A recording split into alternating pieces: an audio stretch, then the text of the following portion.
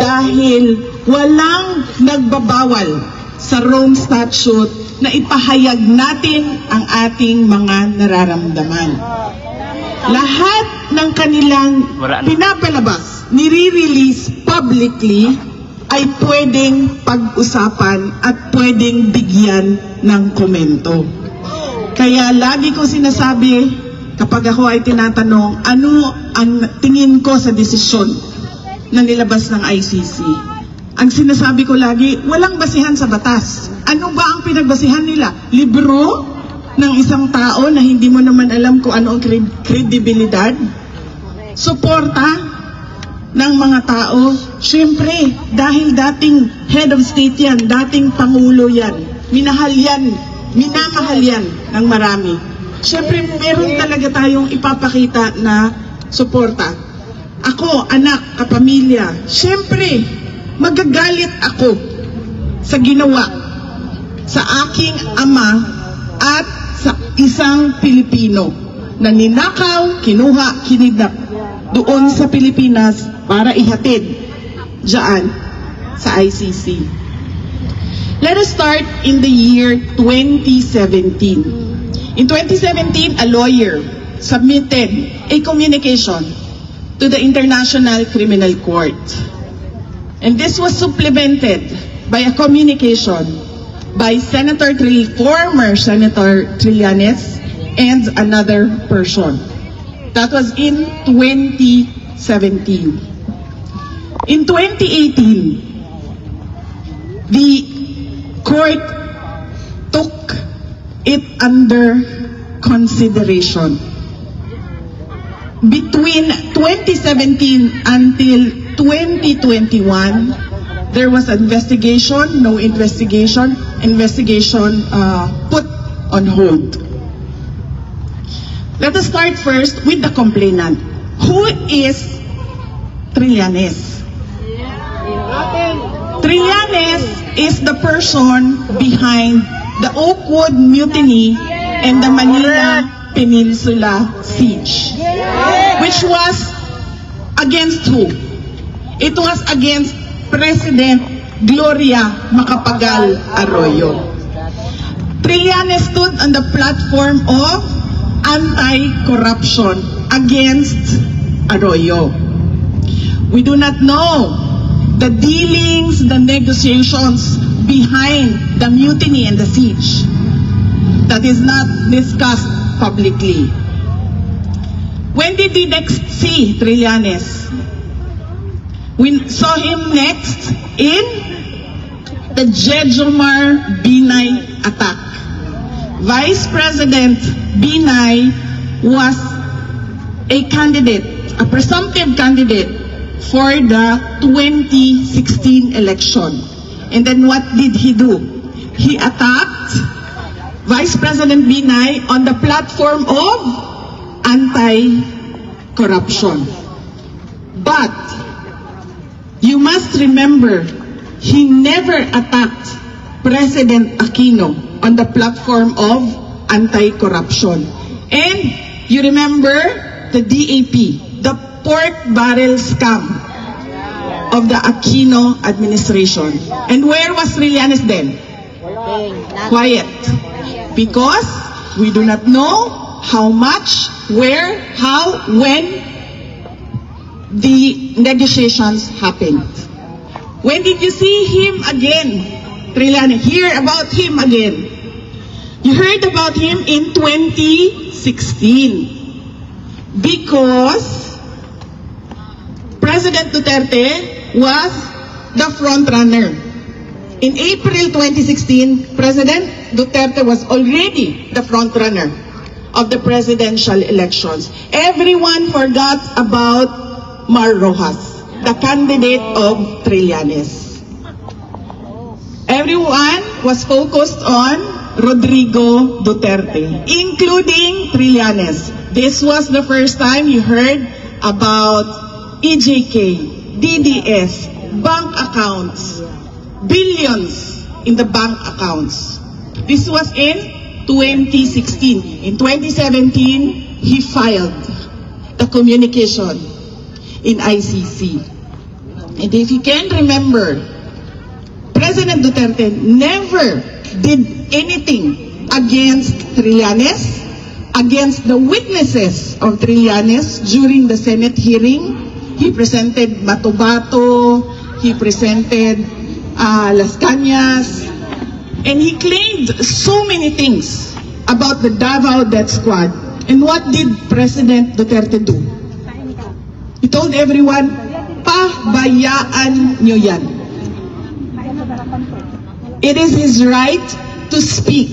It is his freedom to talk about the Davao Death Squad. So that is... Okay na ng payong, sir. Ay ma'am, sorry ma'am. May panyo ako, ma'am. Bye-bye.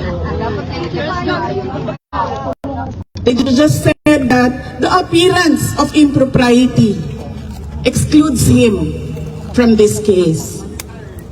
But how can you give credibility to an investigation by someone who represented the victims? And now you're saying he must be investigated and prosecuted.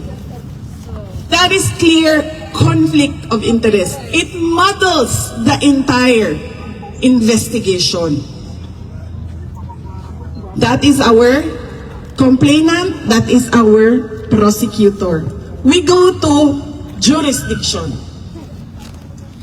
ICC said, we have jurisdiction because we took the complaint under consideration before the Philippines withdrew as a member of the International Criminal Court. And what does that mean?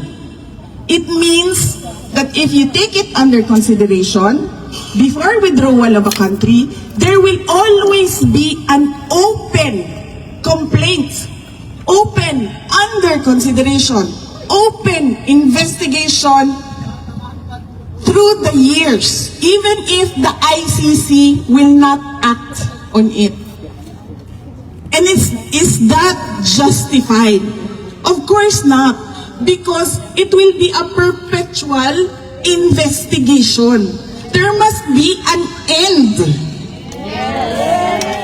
to the perceived liability, to the under consideration, to the investigation. Otherwise, it will be 300 years from now, assuming this ICC Still exists. will exist for 300 years, there will be an open, under consideration, complete communication inside the ICC. That is what the countries who are withdrawing now from the ICC should watch out. Because if there is something under consideration there, even if they withdraw 50 years from now, kung buhay pa yung ICC, they can file a case. That is why we have been saying, you have no jurisdiction. 2 years has passed since the withdrawal of the Philippines from the ICC before any formal inquiry was done. If that is allowed, then there will be no end to the ICC going after sovereign nations. That is jurisdiction. We go to how the ICC disregarded how former President Rodrigo Duterte was kidnapped from the Philippines.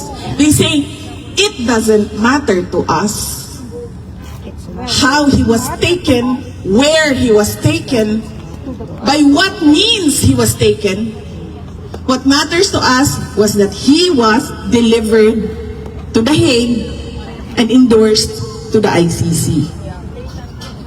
If this is about justice, then why does it allow injustice to happen to people who are respondents of communications, of complaints inside ICC.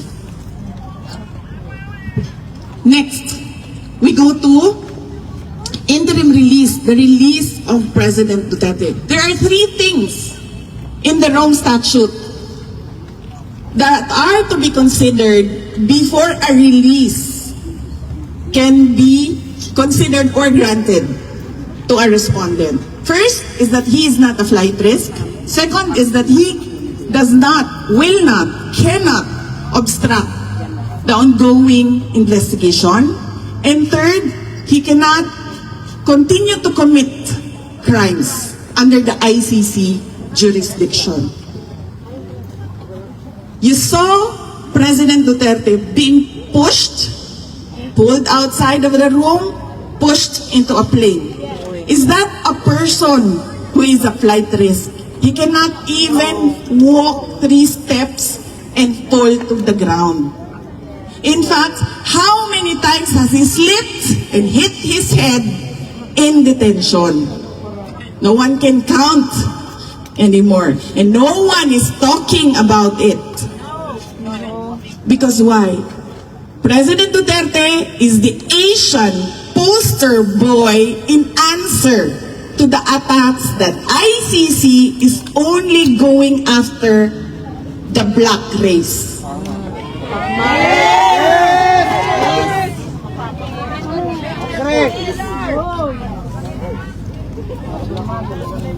He is a flight risk because of the support of the Filipinos around the world. Is that an assessment, a correct measure of a flight risk? Second, he will cannot continue to interfere. Can decide, the judge can put you to jail easily. There is no breakdown of the judicial system in the Philippines. And so, any interference of the ICC is an affront to our sovereignty. And that is the only correct thing that Marcos did or Marcos said about ICC, that letter. But did he follow through on what he said?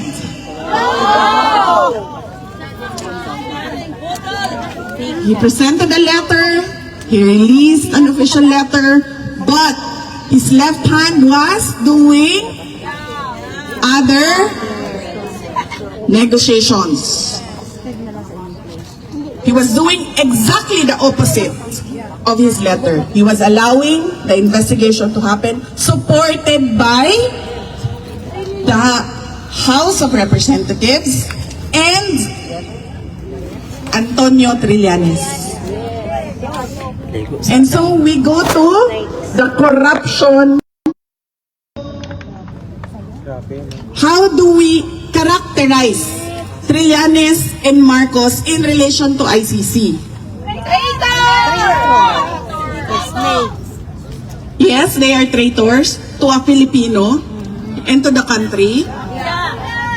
But more than that, ang ICC ay tuta ni Trillanes at ni Marcos. Yun yun. Yes! Puta, talaga.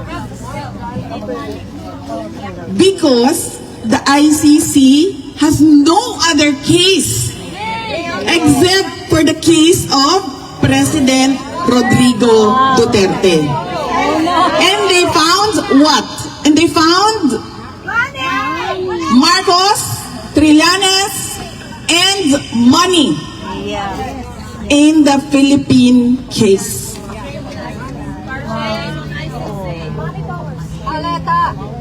Maleta ang pinag-uusapan dito. So where is the justice in all this? There is no justice for the Philippines, there is no justice for the Filipinos, and there is no justice for former President Rodrigo Duterte. That is true, ma'am. He's the poster boy right now of ICC. The one and only. Oh, we have an Asian now. We're done with the blacks.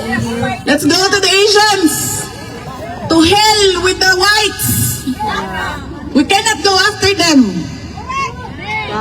Let's go after this one person who was delivered by Marcos to us.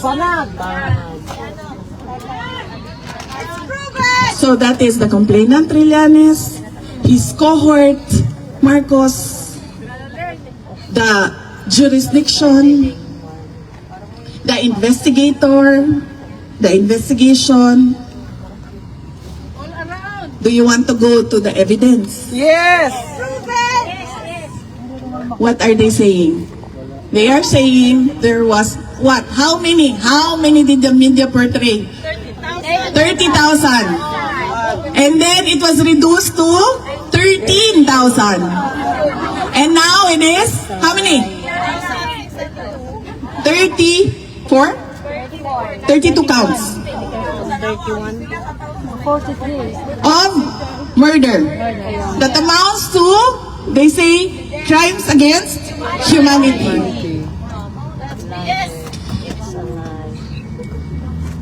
The government has a policy of zero tolerance for illegal drugs. The Philippine government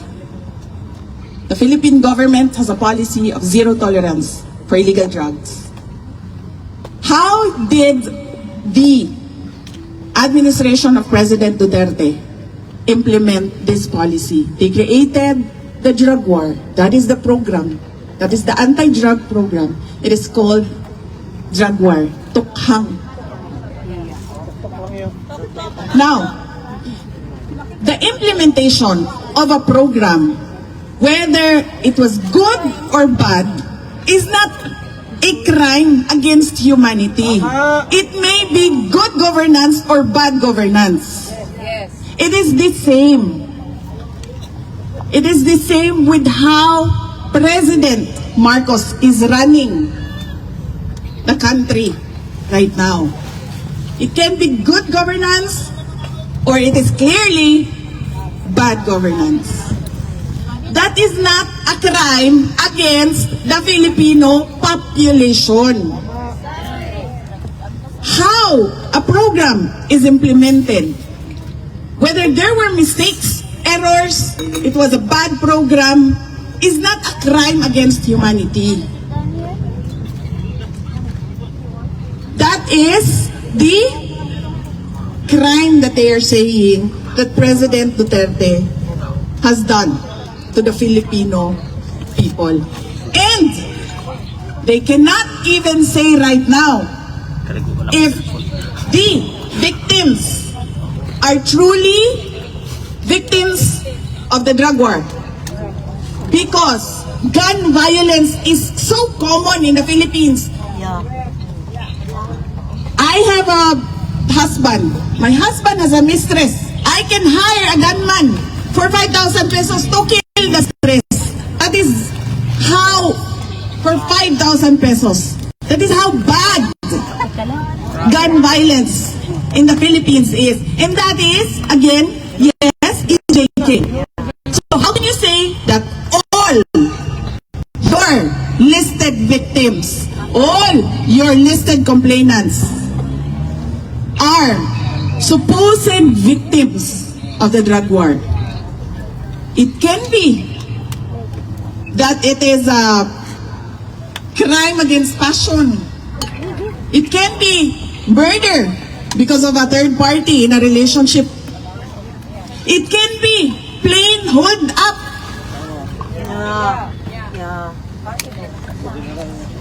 So how can they say now that all the victims there are victims of the drug war that is supposed to be a crime against humanity? So that is the crime. And what are they doing right now? This is 1 year past the day President Duterte arrived in The Hague. How many years? 1 year and 4 months. 1 year and 4 months. And nothing has happened in the case. It is an unjust delay and unjust detention of President Rodrigo Duterte. Mainly because he does not pose a flight risk. He will never impede, obstruct any investigation. We saw that already when he was president, when he was not president. And third, he will not continue to commit crimes kuno.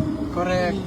Because that was a program during his administration, an implementation of a policy by government. How can an implementation of a policy by government be a crime against humanity?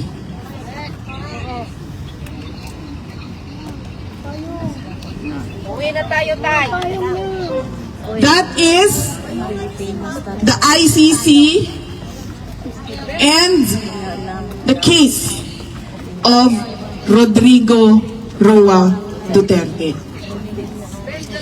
They are holding an 81-year-old who cannot make his own bed, who cannot even clean his own room, who has bed sores, who has so many aches and pains because of old age. For who? For the reputation of ICC? For Marcos? For Trillanes? For money? For all of them. For what? For whose interest is the ICC serving now? Money. That is the case of Rodrigo Roa Duterte. He should be released, and he should be released immediately. Amen. Bring him home. Ma'am. Yes, true. Yes, that is true. If we want to go after supposed EJK, supposed murders, we can easily file it in Philippine courts.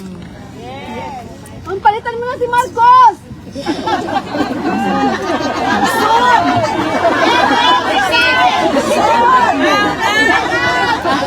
Ma'am, sandali i-compartmentalize natin yung ating messaging. Today is about ICC. Yung sa London is about the country. We will not talk about Marcos BBM today. We will only talk about Marcos in relation to ICC. Na tuta ni Marcos. Bakit ko nasabi na tuta ni Marcos? Kasi sumusunod sino yun? Sumusunod sila kay Trillanes at Marcos. At hindi lang yan. Pinapanindigan pa nila yung kanilang pagsunod kay Marcos at kay Trillanes. And so, this is not about justice. This is about politics in the Philippines. Because who was the first to be sent to detention? President Marcos. Next, President Duterte. Pwede na. Para wala na akong gagawin. Pakulong niyo na yan siya. President Duterte. Who was next? Bato. Next, Marcoleta. Next. Harry Roque. Bong Revilla, Jinggoy Estrada, Mike Defensor.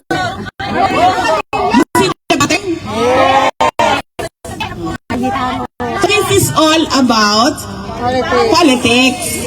Marcos supporting ICC, ICC supporting Marcos. If the ICC right now is fighting for its life because America, the United States, and its powerful allies are going after ICC.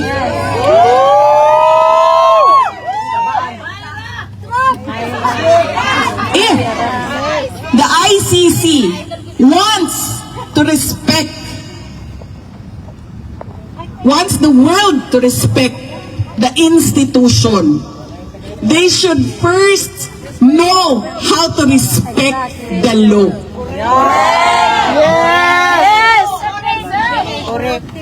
Because this is a time in the history of the world where the motto of institutions is bend the law.